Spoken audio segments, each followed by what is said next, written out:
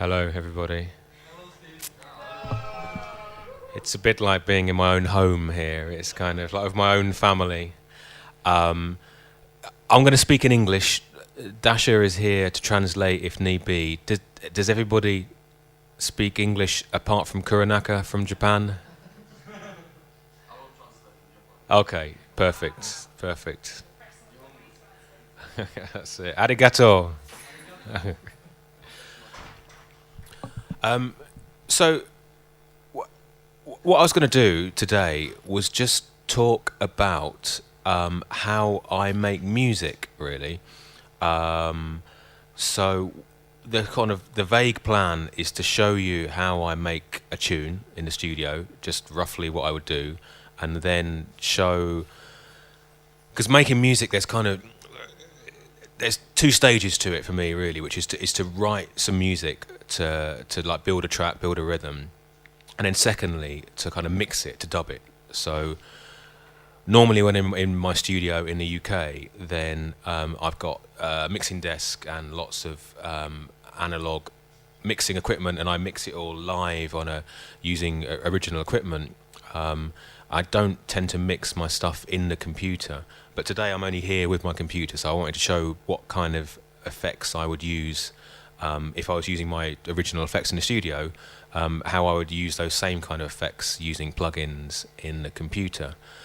And then once I've done that, I thought we could have a bit of a break, and then we can have a bit of if anyone wants to ask any questions about stuff. And once I kind of get up and running doing what I'm doing, if anyone wants to ask me anything whilst I'm doing it, that's fine. But I've got some other tracks which are kind of finished tracks I was working on, and I was thinking I could show people what I do to make those tracks and the processing I use and stuff. But I thought it would be more interesting just to see if I can make one now in front of you and to show you the stages that I use to go through making a rhythm. And I'm quite interested in the idea of there being like silence now, and then in a few minutes' time there'll be some kind of rhythm which previous to now didn't exist before. So I can't promise the rhythm will be any good at all. It'll probably be pretty shit, because different people compose music in different ways, and I know some people have a very focused, right, this is the rhythm I've built, I'll spend a long time doing it, whereas I tend to build dozens and dozens of rhythms. I mean, really many rhythms, and then and then I listen back to them over the next period of time, which could be days, sometimes it can be years, and then I think, okay, this one is actually quite good, this is one I'd like to work on. So I tend to work really quickly and just put together really basic ideas quickly, and then just pick the best ones from that. So it means that sometimes the rhythms I build are shit. So we'll see which one it is today. And I haven't genuinely haven't thought about what kind of rhythm I want to build or how I want to do it, because I tend to do it in a different order depending on how I feel. But I guess it makes sense to try and do something that's like a traditional Vibronics style rhythm. So maybe like a stepper beat and some sort of digi kind of sort of sounds. So what have you? I have my laptop here, and I have this little tiny keyboard here, and which sometimes I take with me when I'm traveling, because it's because when I started making music, then in order to do even basic music and rhythm like production and composition, you needed to have a computer and a drum machine and a sequencer and a sampler. You needed your whole studio. But for a long time now, you've been able to do almost everything in a computer. So you can just take the laptop with you, a small keyboard, and I've done a lot of the rhythms that people may have heard on the releases that I've made will have been made on the road, just in a hotel or at the airport or something, just me knocking out some ideas, and then later on I'll spend some more time on them, building them up into something that I can actually work with. So, but the first phase of making music is always this same process I'm about to do, which is just building a rhythm. And then the next phase will be to turn it into something that's actually kind of workable to release. Now, with building a rhythm, a lot of people, because dub music is rhythmic music, it's dance music, it's about drums and it's about bass, then a lot of people start with the drums. Now, I start with the drums sometimes, but I quite like to start with melodies as well, because my music is generally, I like to think, is quite melodic, and the melodies for me are really important. So, and different melodies will kind of, because when you're building a rhythm, you have different layers, and the foundation of the layer you build it with, whether it's a melody or a rhythm, the rest of it is kind of built on top. So the thing you start with clearly influences how the rhythm is going. So I thought today I could maybe start with just putting some melodies down and then building the drums and bass afterwards. So what I was going to do is just show you kind of how I would do it if I was on the road or at home in the studio or whatever. Is just, first of all, I mean, when it comes to BPM, I mean, if I'm going to do like a stepper thing, it's like, let's go for your kind of standard UK kind of style, 136 BPM. That sounds like a reasonable kind of thing to start at. And then what I'd do is I'd think, okay, I'm just going to play some melodies. So even when I'm mixing the tracks in the studio, I'm using a lot of external music equipment. When I'm making my track, when I'm building my rhythms, for a long time, every synth sound I'm using is from the computer. I don't have any hardware synthesizers or anything like that. All the sounds are either sort of samples or software synthesizers. So I've got loads of different ones I use. But even in Logic, which is the program that I use here, the ones that come with Logic are like, you can do really good stuff with them. So I've recently got the new version of Logic. This is Logic X. So there's this new synth called Alchemy, which is this enormous, great kind of thing with millions and millions of different sounds on it. So what I would do is I would just kind of scroll through. So I think, okay, let's just get a lead sound. So I select a lead sound, and then you'll notice as well when I start making this, I am not a natural musician. I love making music, and I've been doing it for a very long time, but I'm not like a natural musician when it comes to playing stuff. I can just about play enough to make music, but this is where working with a computer is really good, because it can correct all your mistakes and stuff. So you'll see my terrible keyboard skills. So what I would do is normally I'd just kind of just start scrolling through some different sounds until, so yeah, something like that's a kind of typical kind of dub kind of sound I might use. So what I would do is I'd just set a loop, and normally quite a small loop. So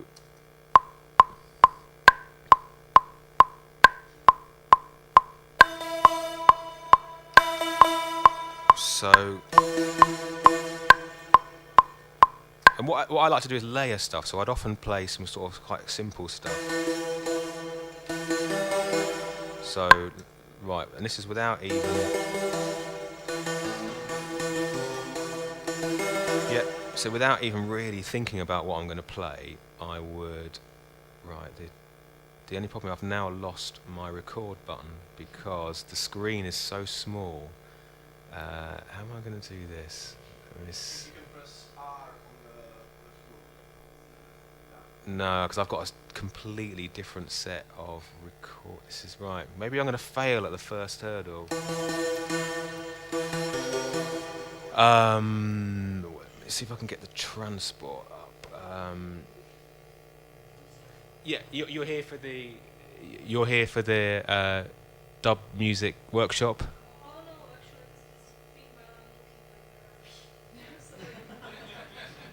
You're welcome. You're welcome. Okay, right. This is going good. So, event list open, main mixer. Right. There must be a way to do.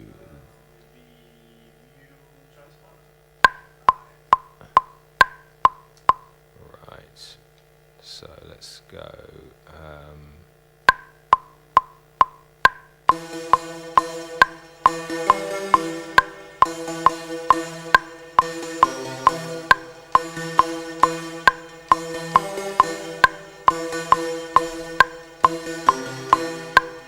So I will start off with something just super simple like that, and then quantizing, like for those that don't know, is like basically arranging the notes that you've played in an order that means they're actually in time.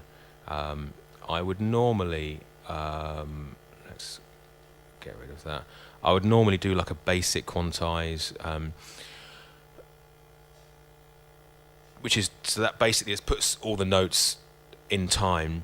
I've got some really good quantized patterns that I use which give the tunes much more of a feel and a bit more swing and stuff. When I'm building a tune, I'll often go for like really simple stuff. So that's like the first sound, and what I like to do is like layer stuff. So that's the first thing, and then maybe what I would do is call up another track, and then I would select, let's stick with Alchemy, which is this synthesizer thing, and let's just choose a new sound. So let's go for right, let's maybe go for some string sounds,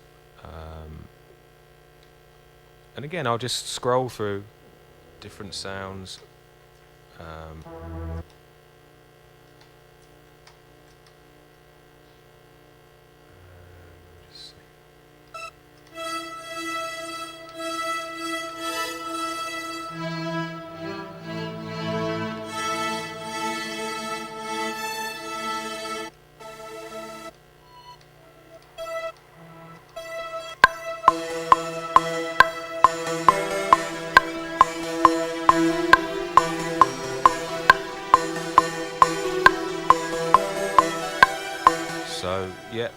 So I'll just select some kind of super basic kind of melody sound here to layer over the one I've just recorded.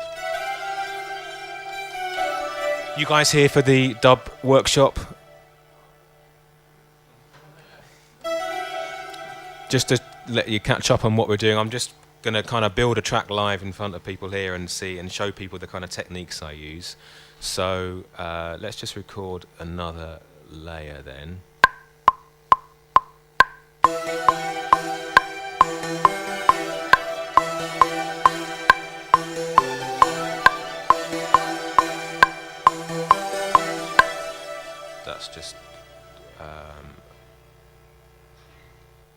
That's too shit to play, so not happy with that at all. So let's try and get a slightly stronger sound.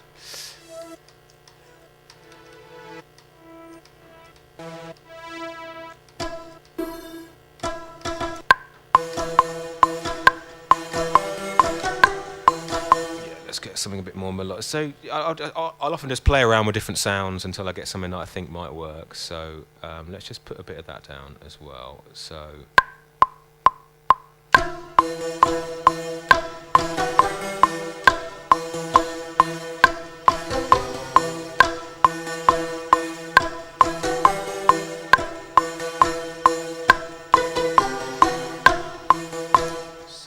let's just get rid of that dodgy note at the beginning, and then I would quantize that, put all the notes in some kind of order.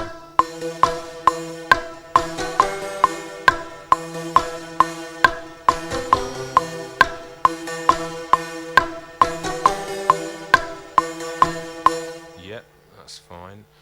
And again, I would always just keep layering it until I've got just a bit of an atmosphere, and I love this kind of synthy digital sort of like. So let's choose a completely different synthesizer now. So I choose try and choose a range of different sounds. So quite often I'll layer a load of digital sounds together. So let's choose another synthesizer and see.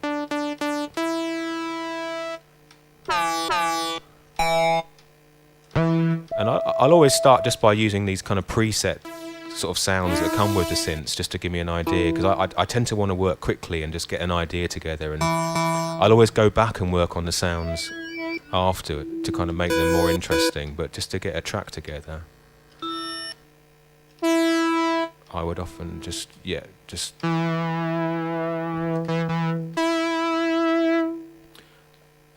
and then sometimes like what I would do is If I like a sound but I think it sounds a little bit boring, I'll just put some effects on it quickly just to kind of give it a little bit more atmosphere. So let's just put a bit of cheesy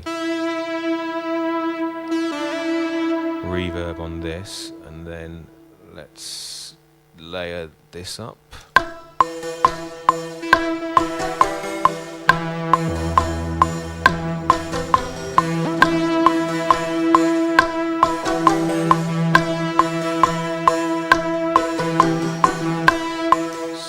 Get these string sounds recorded.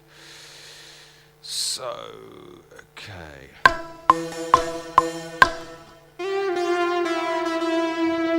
I've completely forgotten what notes I was playing as usual. So.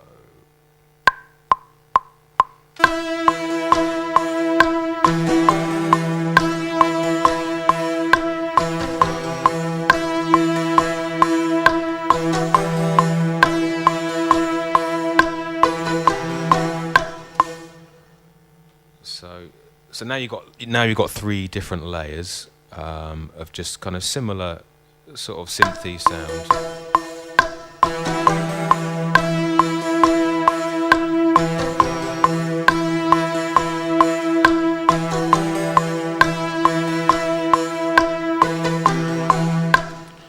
And then there's quite a lot of synth sounds happening here, so what I might do at this point is maybe start playing something that's a little bit more traditional kind of reggae instrument. So maybe let's choose one of these organ sounds, and again just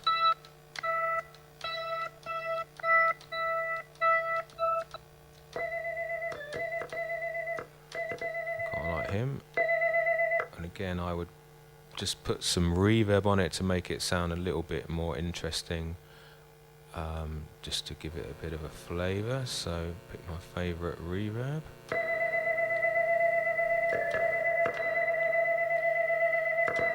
So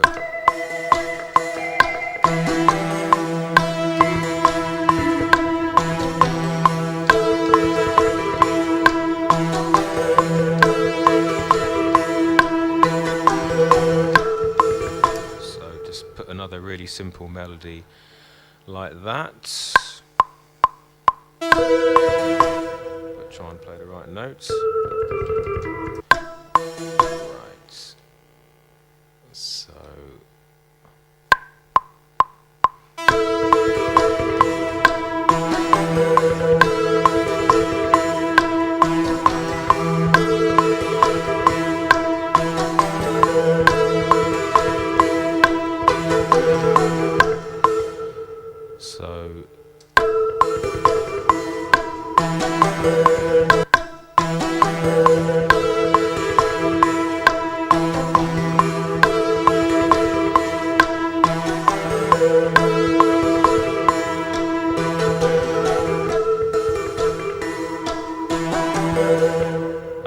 So you can start to hear, you know, anyone familiar with the kind of music I make, you can start to hear now already that it's got some of the kind of sounds, the typical sounds that I would use.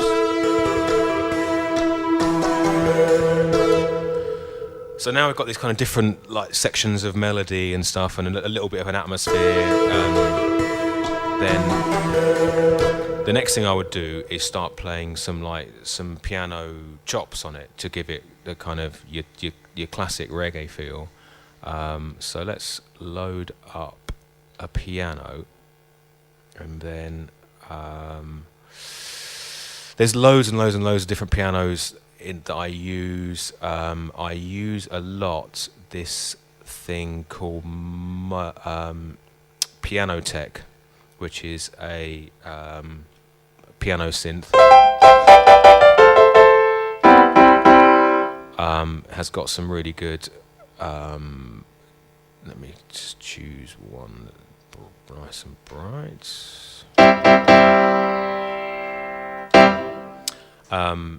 And for dub piano stuff, you just want it sharp, and because it has to be. It's one of the main rhythmical parts of the music, so it needs to be loud and sharp. and quite often when you're doing a dub mix, you're taking all the melodies out, and you've really only got the piano thing left, which is the only sort of melodic thing left. But it's also melodic and rhythmic at the same time. So, so for me, it needs to be just really hard and really kind of cheap sounding. And again, what I would do is I would put a little bit of reverb on it just to give it a little bit of atmosphere. So let's. The screen is very small than the projector, so it's quite hard to see where. Hang on, where is it? Let me just find my reverb and get a generic reverb on here. Let's just go for that. So.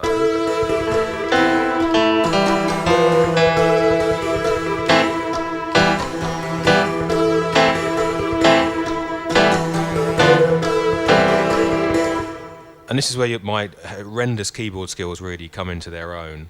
And I'll just play around and try and find, because there's only set kind of keyboard patterns which really fit the kind of music I want to make. But I'll often try and find a different chord to fit in there, just to give it something that sounds a bit more interesting.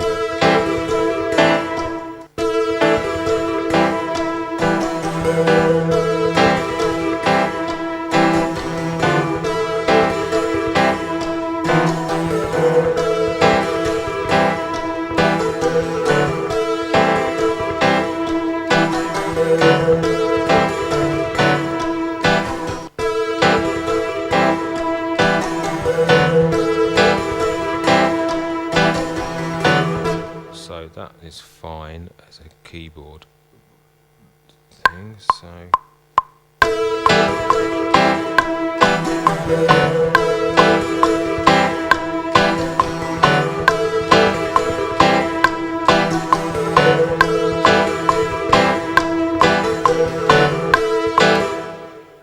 and again that needs quantizing, so it's actually bang on in time.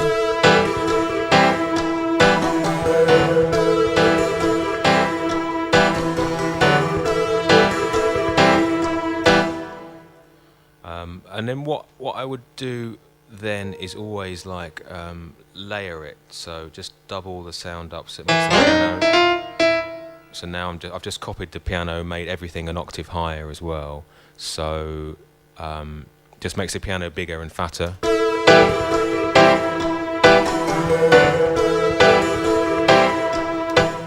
And then also what I would do, because the piano is especially with a track like this, it's very digital. If I was working on a track that had more live stuff and more horns and more like organic sounds, I would probably leave some more feel in it. But these really digital tracks, I like them to be really precise. So what I will often do is go into the MIDI notes and I would make them all exactly the same length. So I will use these little MIDI boxes in Logic which you can use to change. So I'll change them to fixed note length, so I'll make every note exactly the same length. Hang on, select and operate. And so now all the notes are the same, and I'll make them nice and short so they're really sharp.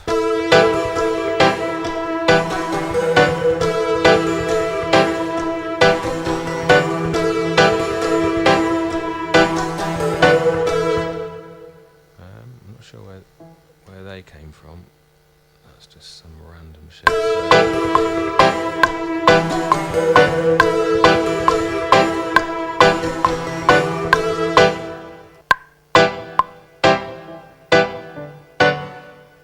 Hang on. Some strange notes which I didn't actually play. Logic's kind of jamming with itself, it seems. Let me get rid of these. So hopefully you can hear now that it's beginning to progress into something you might recognise as like a Vibronics track. And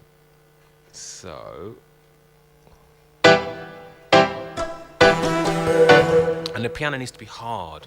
So what I would always do is just put the velocity on full. Again, there's no musical kind of feeling and stuff in it. So I just want it to be hard and aggressive and kind of like just powerful.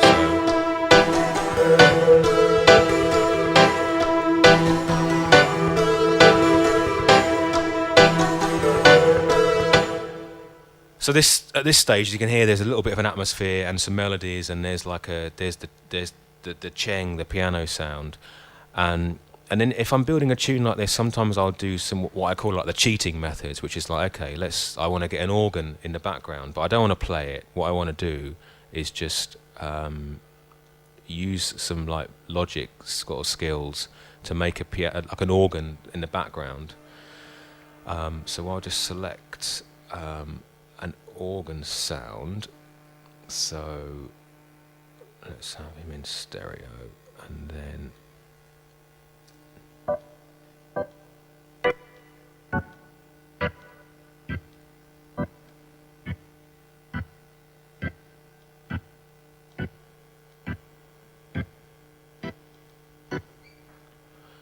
with an organ, the organ is playing that kind of sound in the background. Then what I would do is I would copy the notes across and then just move them all.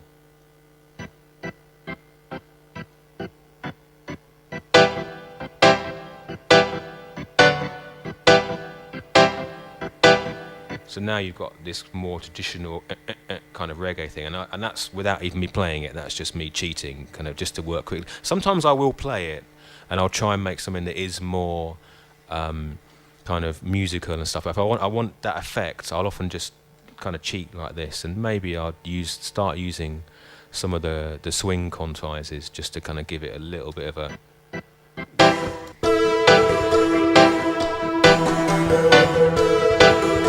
And that sound will be quite subtle in the background.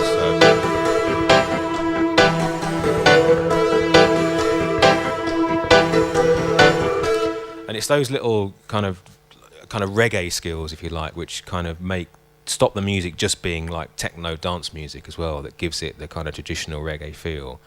So at this point,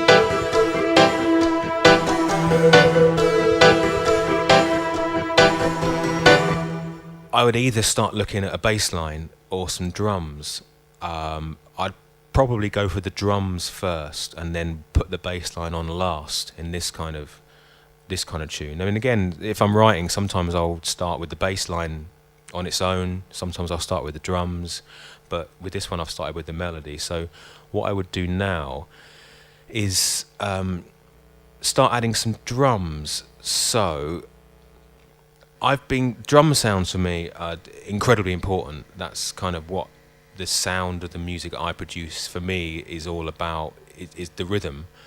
And I've been collecting different drum sounds for years and years and years. And some of the sounds I use are sounds that I collected in the 90s. Some of them are sounds that I collected last week. I'm always making new drum kits, so collecting a load of drum samples and putting them out across the keyboard so I can play them in. And I'm kind of obsessed with having new drum sounds. And for a lot of dub producers, they tend to want to use the same sounds which they know work, like certain kick drums, certain snares. It's like, yeah, they know it works, they know it sounds good, so they want to use it a lot, which is fine. But I think you have to constantly try and find new ones, because otherwise the tracks will sound the same.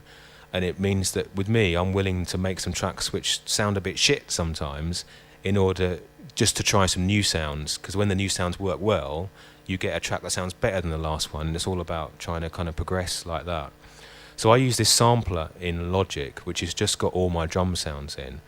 And so this is like the list of the current list. These are all drum kits that I use. I've got loads and loads and loads and loads. So some of them are new, some of them are old. So what I'm going to do is I'm just going to pick a kit. Let's pick this one fairly at random. And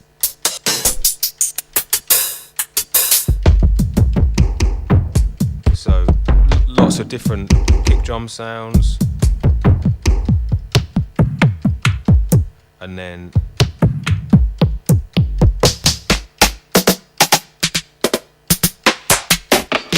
lots of snare drum sounds. But first,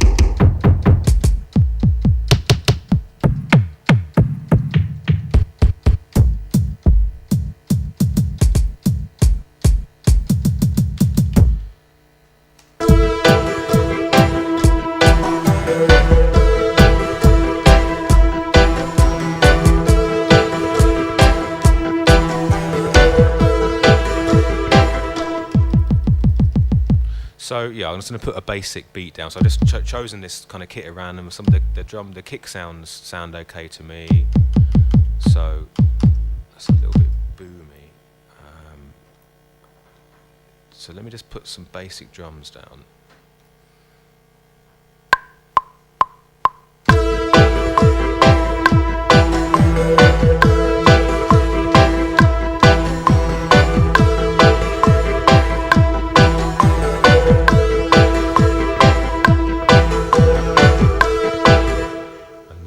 Quantize those, so that's in time.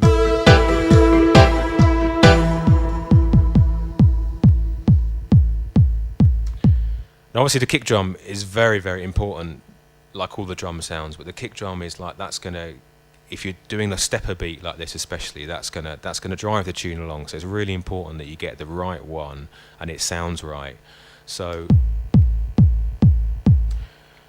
this one, I don't know if you can hear, but it sounds like it's got a slightly long tail on it, which is not what I want. So at this stage, because like when I'm making the melodies, often I'll just put some melodies in that sound nice, so it's got a bit of, the tune's got a bit of an atmosphere to it. But as soon as I start on the drum stuff, I'll start getting into some technical programming stuff, because the drums have to work together right. And so with this kick drum, I kind of like the sound of the kick drum, but it's a bit kind of, it just sounds like it's got a long release on it, which is a bit shit. So I will, oh no, hang on, it's pilot error.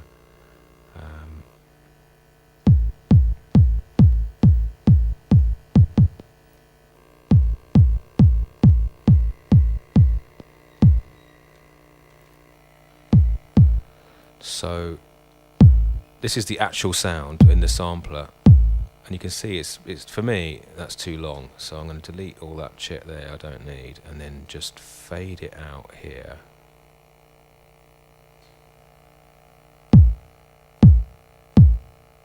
Right.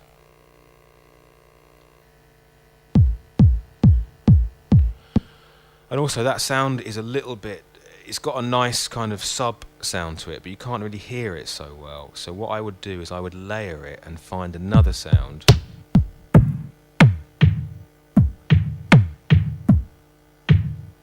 That's got some higher frequencies, maybe even like that. And what I would,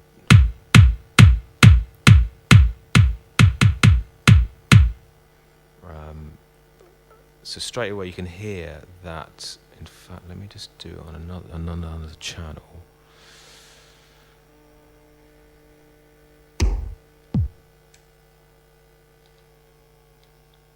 So there will be two kick drums, one low one like this, and then one high one. The high one's a little bit loud, so I'll just turn that down in volume, and then you put the two together.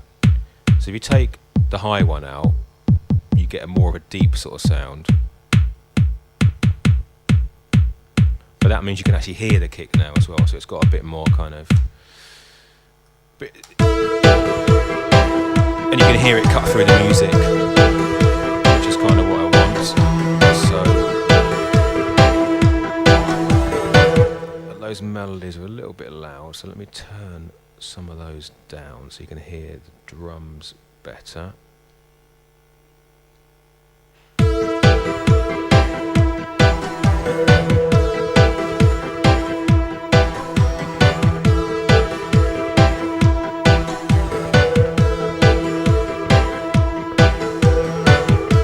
So then I would just start layering it. So what I would do is I would call up another instrument, and I would start maybe adding some snares. So I've got a million different snares and rim shots. What was I looking at the other day? I got so many I kind of forget what I've got, and then I sort of and then I find them again later on, and kind of yeah, exactly. Well, because it's like 4 o'clock in the morning, and you're trying to think like what should I call them. So it's like the Shaka kit. I mean, you know, obviously you can tell where I stole that one from. But it's like, yeah, they're all kind of, yeah, they're all different. So let's take this one. This is like the original Vibronics kit from years ago.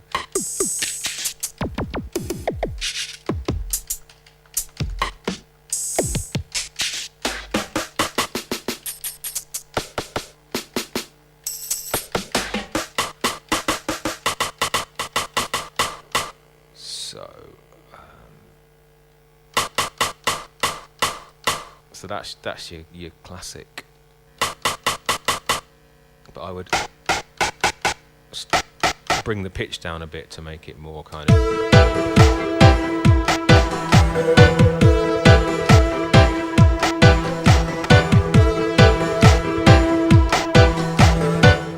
And then let's record that in.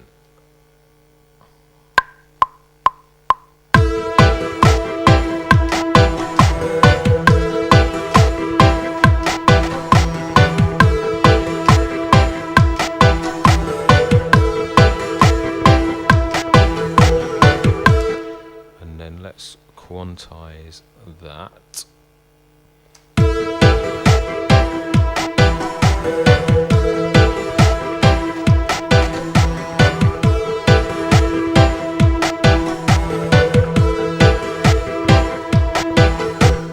So now I've got that snare in. I don't like the kick anymore, so I've decided that I will change it to fit in with the snare. So because the rhythm has got to work together, all the sounds must work together. Where is that then?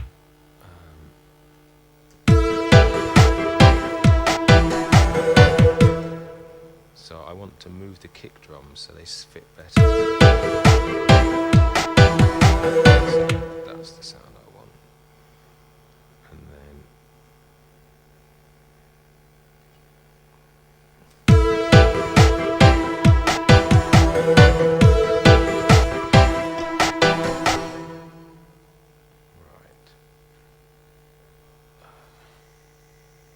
so I just want to try to make the kick drum work better with like that rim sound, so it's got more of a.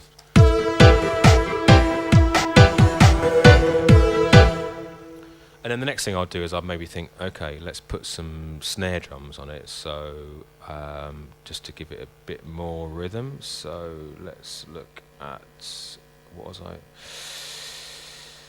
working on the other day? There you go.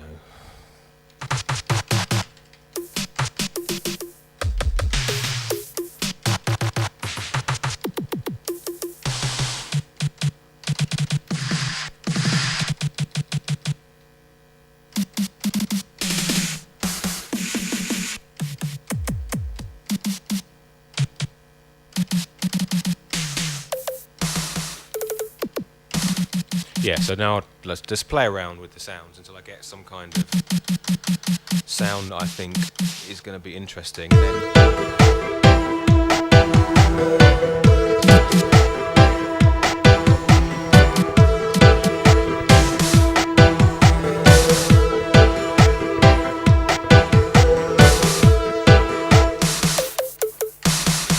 So let's put that snare in.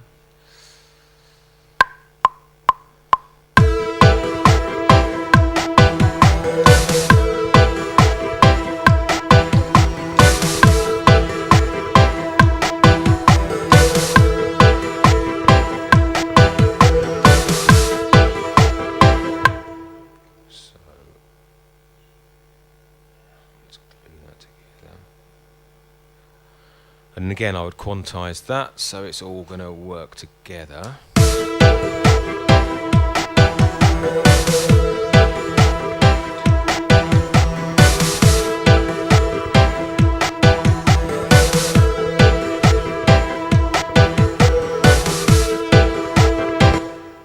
So now you can hear it's beginning to kind of take shape and it's beginning to sound a bit like a rhythm. And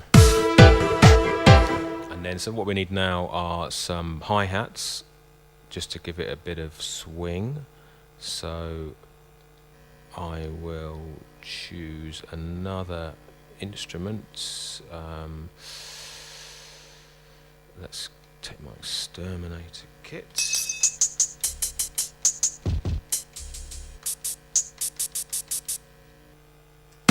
I'll just put some really simple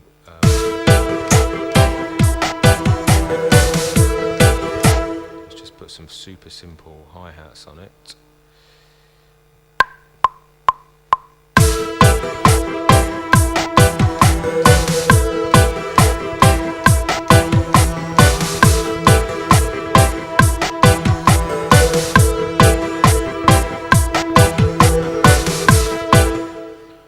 And again, one of my favourite cheating methods is if I want to give it a little bit of a kind of feel, then what I would do is I would copy it over like that, and I would take the velocity down of, because if a drummer's playing a hi-hat, the drummer plays so a great cheating method is just to copy the main beat over and then just turn the velocity down. So now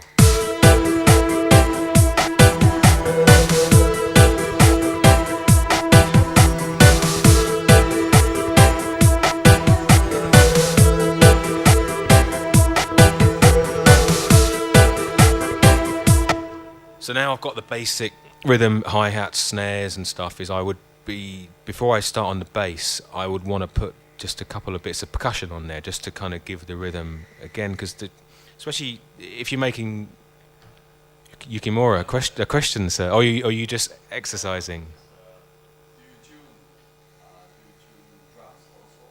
Tune them for pitch.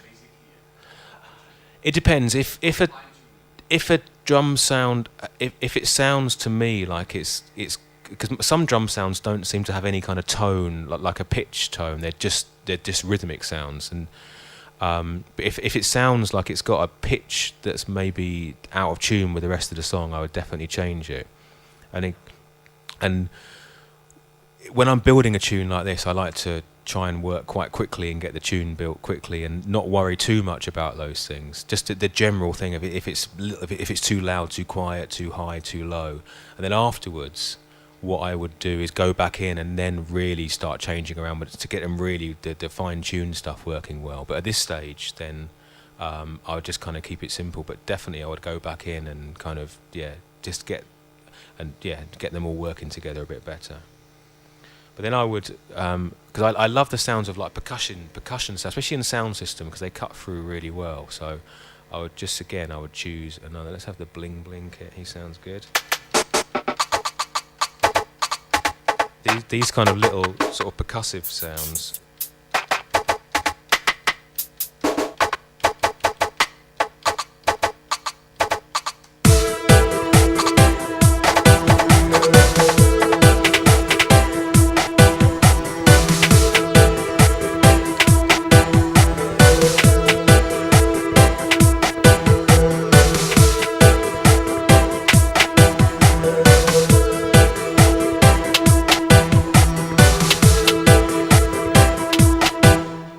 Layer up a few sounds like this just to give it a bit more kind of groove, if you like.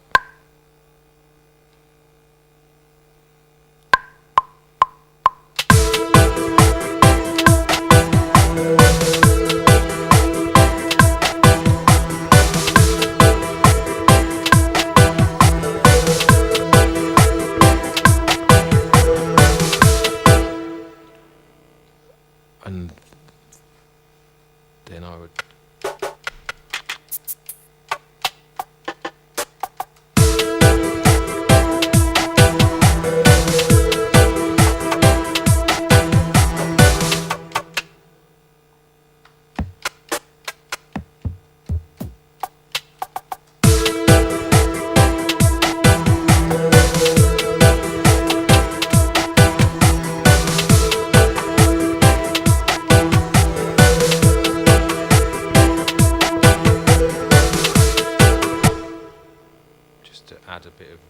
variety to it. So.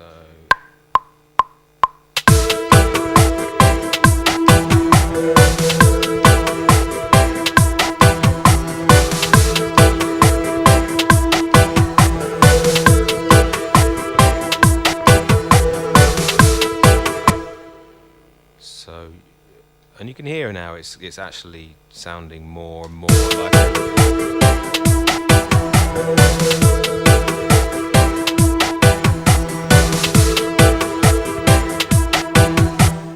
and I've always done the same thing of like working in a loop like this, just keep it really simple and just get the idea of it together. Let me just quickly check the time so I'm not talking too long. And then at this stage, then it's like what I would want to do now is add a bass line to it. So I would usually go to one of my two favourite synths in Logic to play the bass.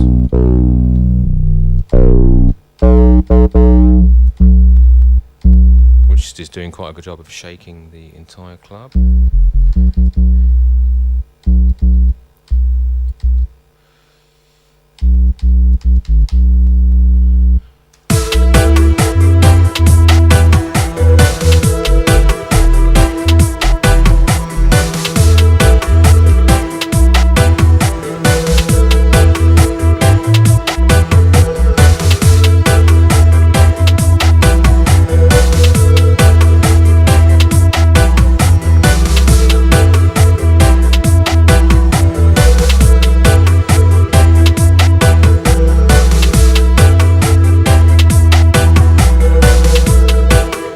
Basslines, there's so many million varieties of like just the subtlest change between notes. Safe journey, Kuranaka. I will see you in Spain tomorrow.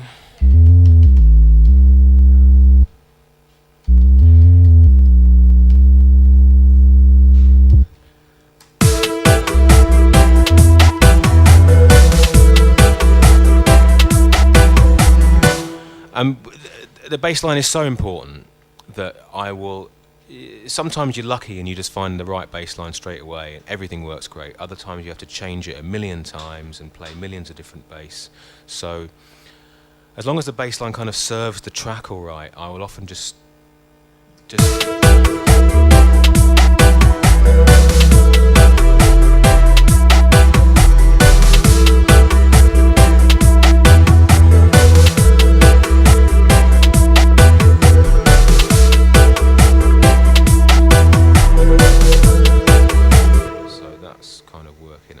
let's record that.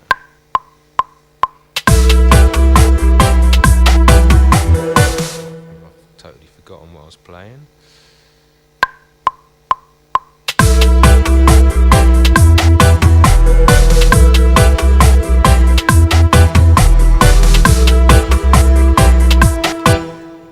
I'll get it right in a second.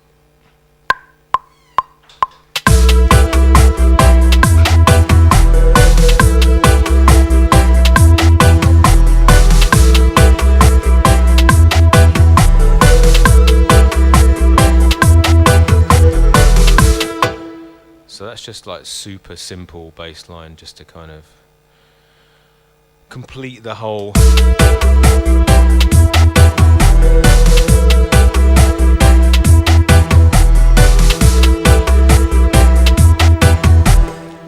And then what you can do is just start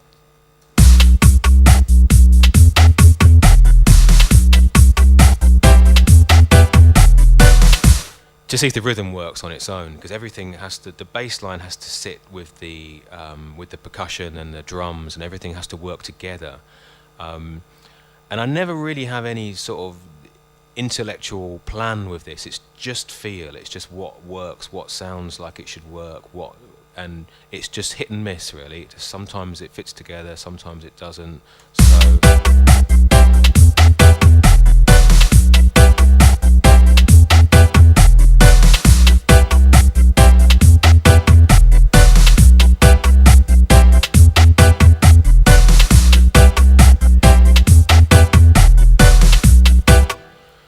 So, and what I would do now is I'd look at it and think, well, actually, the melodies are okay, they're pretty average, not very exciting. There's something in the drums that's not quite working, so I would then look at editing the drums a bit.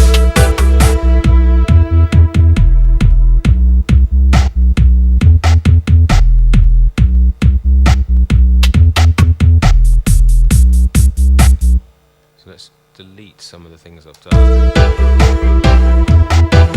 So now I would start replaying some of the drums.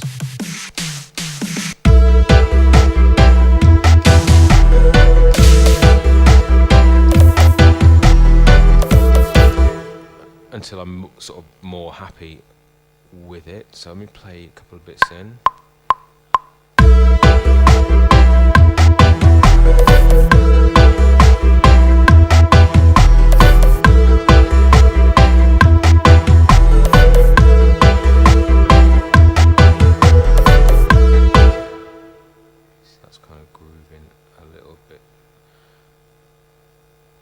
And there's subtle differences between just moving your drums around a tiny bit. They make so much difference.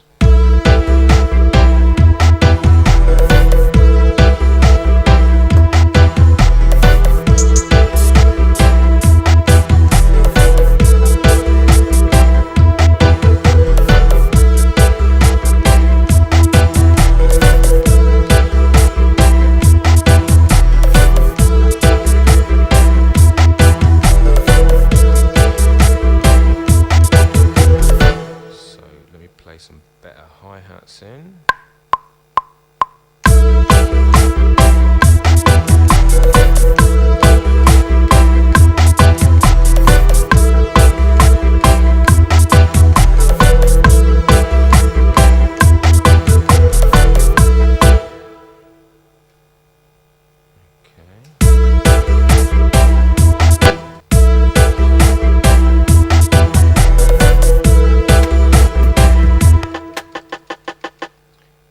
Just need some slightly better percussion. Let me get a better drum kit up. Okay, so let's go for you.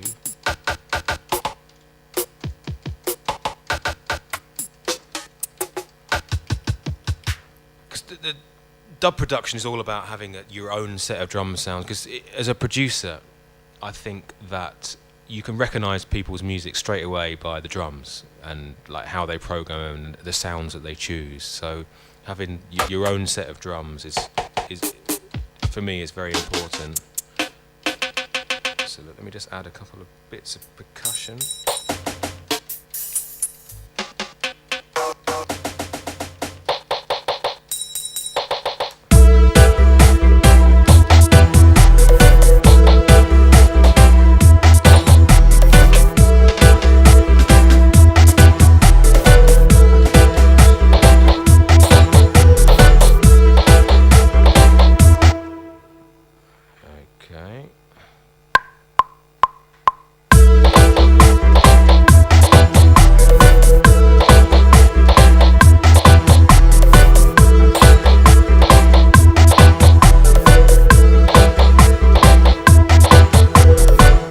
And I've always worked in these very simple ways of quite hypnotic stuff and not too much variety, because especially with sound system music, when it's really loud, the stuff that's always really interested me and always really grabbed my attention is stuff that's really hypnotic, that's just loops round and kind of when it's played at super high volume levels and stuff, it's like that. It's just, you know, kind of like trance-like state, I guess. It's like that's what interests me.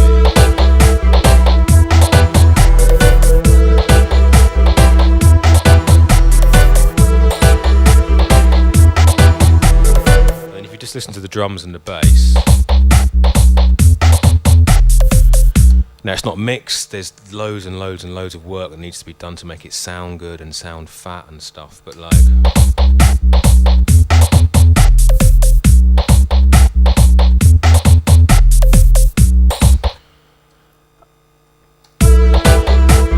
so that's basically how I build a rhythm. That's how I would do it. I would just have all the elements together, some melody, some bass, some drums and some percussion.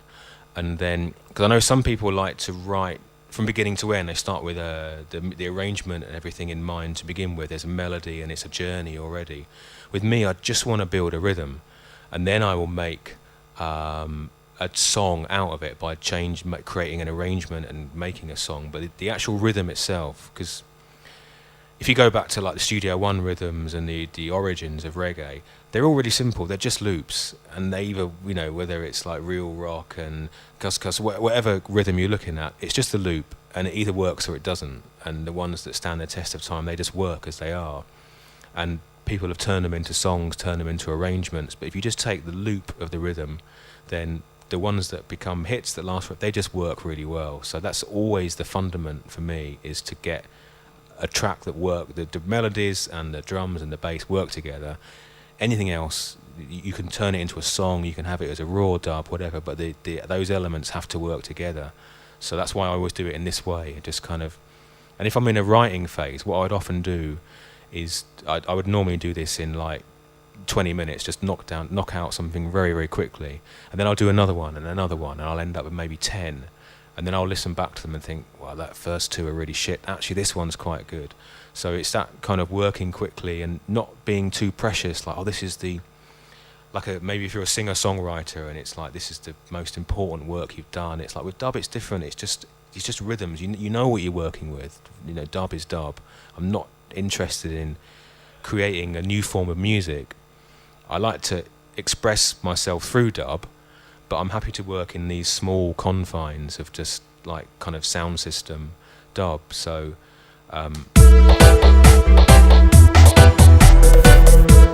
the next phase I would do with this is maybe turn it into an arrangement, so it's got a beginning and an end and some melodies, and change some melodies.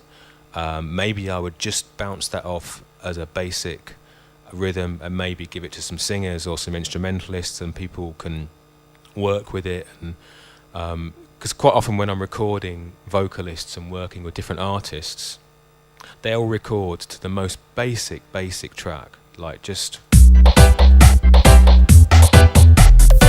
some chengs, some bass, some drums, and that's it.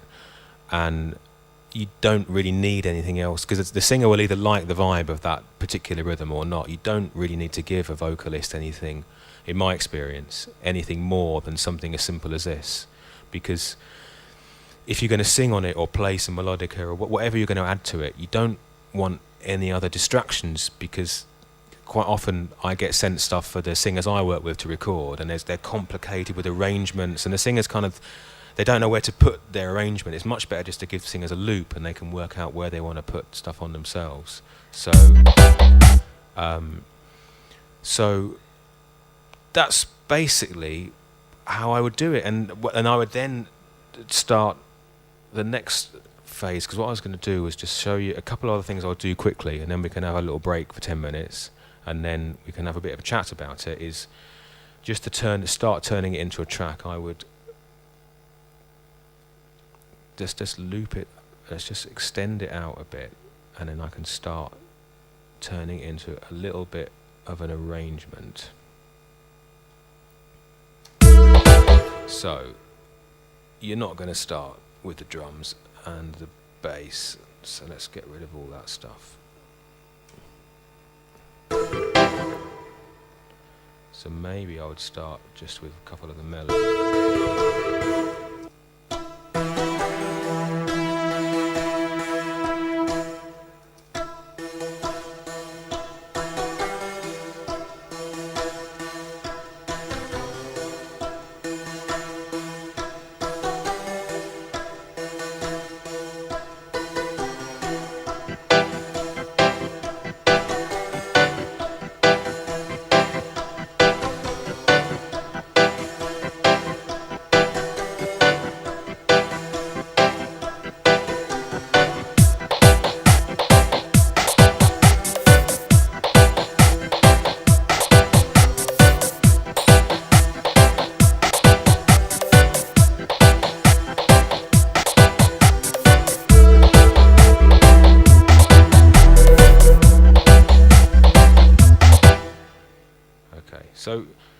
I'd start building an arrangement like that if I was actually going to make it a dub track, which I was planning to produce and to mix properly and to release. I would definitely start turning it into an arrangement and start adding some variety to it, so it's not just the loop. So some of the melodies have got some changes in, but always starting off with this starting point of it being a loop, and straight away,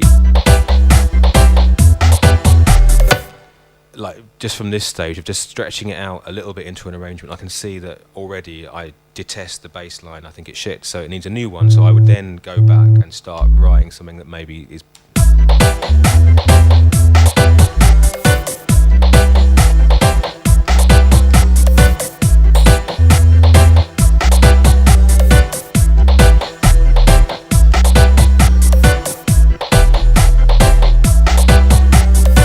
So that fits better. So let's just record that.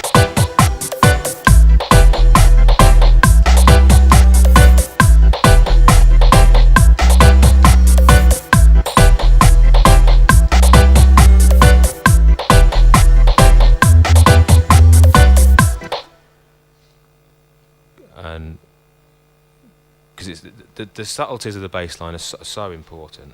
So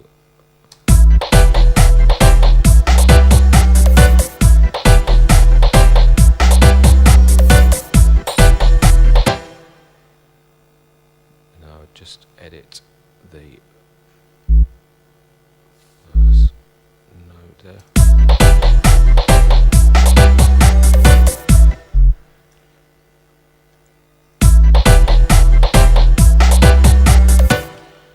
And then just before we stop and have a bit of a break, the other thing I'm quite interested to show people is how I try and make.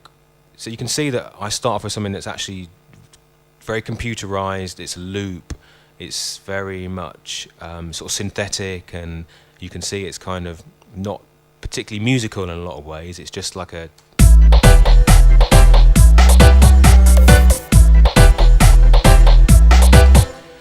But to make it sound, what's unique and what makes like the kind of dub music that I make, not like say dubstep or other kinds of dance music, is that it's got a flow to it that makes it sound like music that's been played by a band. So even with this, you can see it's totally digital, it's totally synthetic. I've just sat here and played it on this like really crappy little keyboard.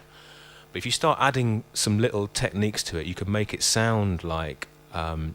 Make it sound produced and make it sound like it's got some feel to it. So for instance, like the way that the track comes in at the moment, if we go from the start.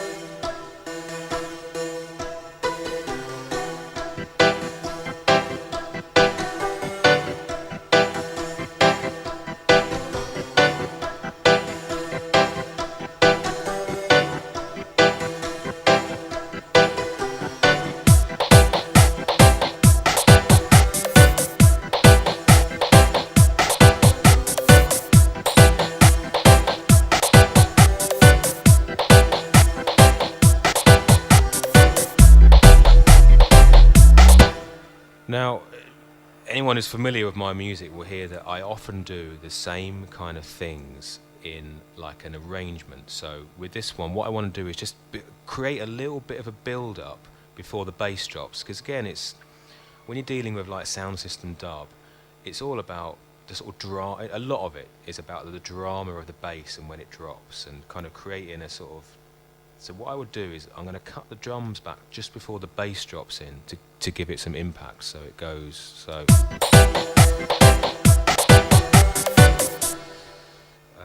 from I've done it wrong, what I'm going to do is just cut to leave the melodies playing, but just cut the.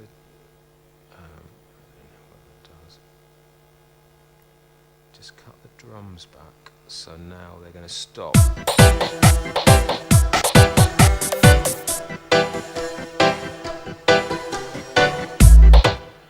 And then to make it sound a bit more like naturalistic, then what I would always do as well is I will add a few cymbal sounds. So let's get a crash cymbal, because if you're a drummer and you're playing it, a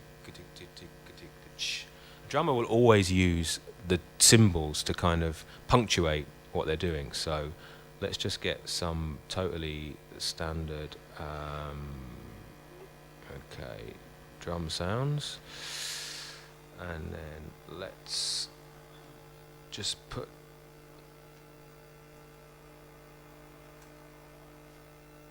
right.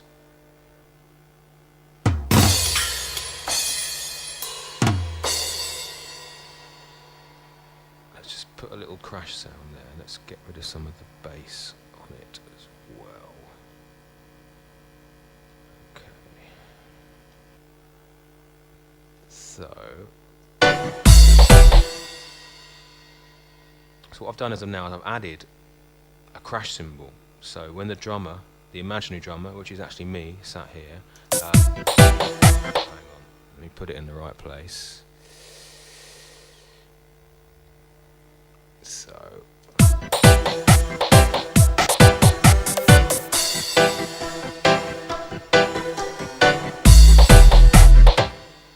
me just get the kick drum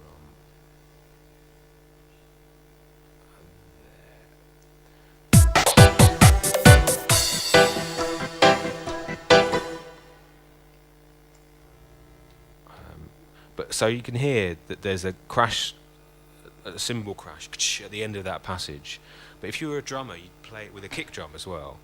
So what I would do is just put a kick drum under that crash cymbal. The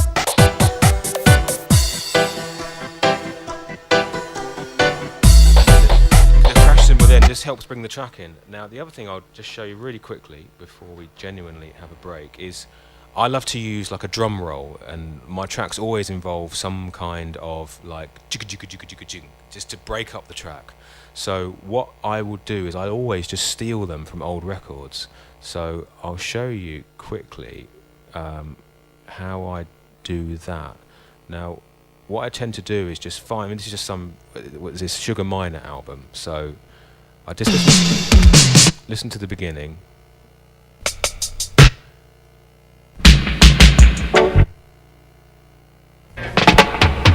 That's absolutely perfect. So that, I love that drum roll at the beginning.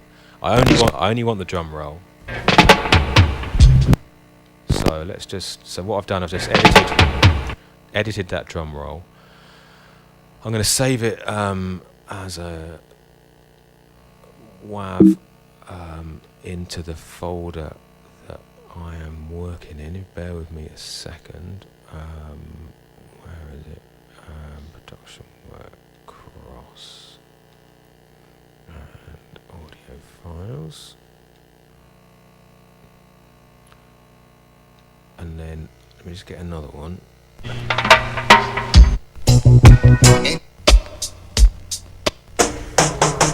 Yeah, that's another classic, everyone knows that one, but that's got a nice. So again, I'm going to delete everything,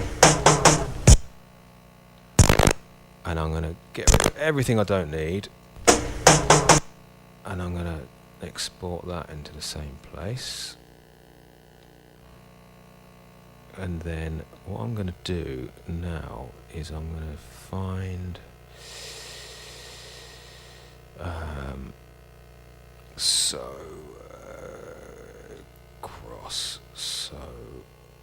audio files.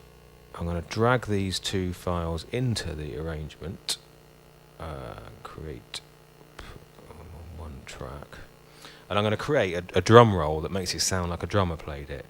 So, and I do this on a lot of my tracks. I really enjoy doing it. And what I would always do is just get the drum roll like this. Where's it gone? Okay, because the screen is very, very hard to do, because the screen I use is much. You can't actually see all of Logic on this because the way the projector works. So I'll have to do it in a really ghetto, roughshod way just to see if I can make it work with actually seeing what I'm doing. So let me just, okay. but I don't want to just take that drum roll as it is, because everyone can recognise that's from, like, you know, Money Money or whatever. You know, people know where that's from. But I just want to nick some of the sounds from it.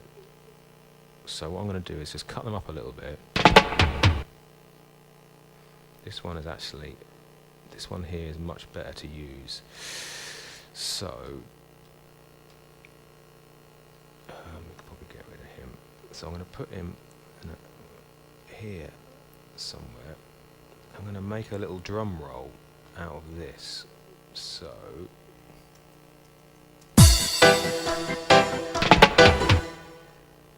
what I'm going to do is I'm going to cut this little loop up here into its sort of constituent parts and just start moving it around until it kind of fits where I want to put it. So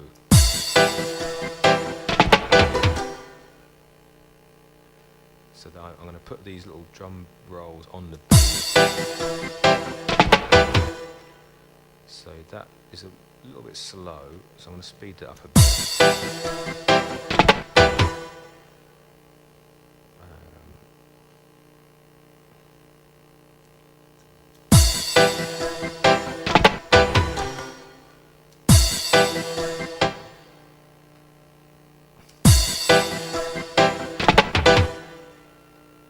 And again, you can hear it's not quite in the right timing, so I just need to move it to where I want to put it. Hang on, that's not done it at all. It is rather tricky with this small screen, but we will get there.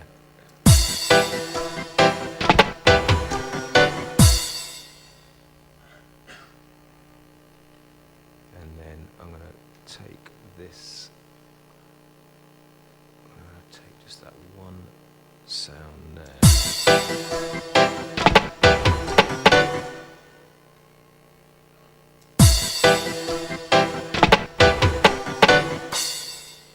So you can hear already it sounds like a drum roll, but it's not, you couldn't tell it was from that record.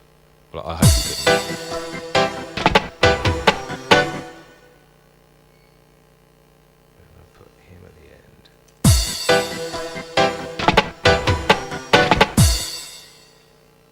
Like that.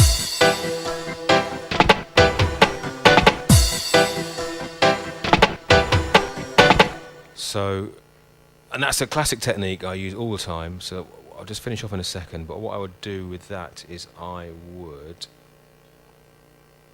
cut some of the bass off it using a bit of EQ.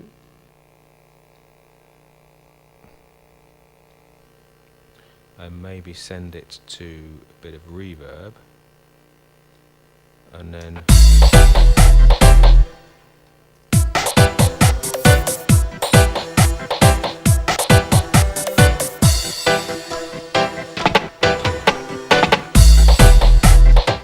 that's just taking a little loop from an old record and just cutting. I mean, that's done. I'd usually spend a little bit longer doing it, but just simple as that. And it's a kind of crappy version, but just by having that little bit of groove from the original drummer, just completely transform it into something that just taking that little loop from that old record and the little bit of feel from that drummer just adds a different layer to the track. So you've got a track that's very kind of solid and digital, but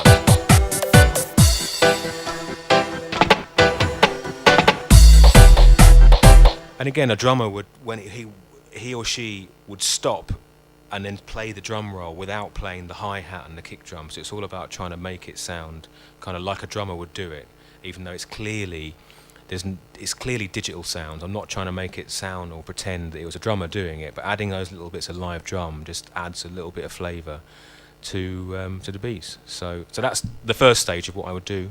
So I would suggest now we all have a little break, and then we can reconvene in a bit and have a bit of a chat if anyone wants to. So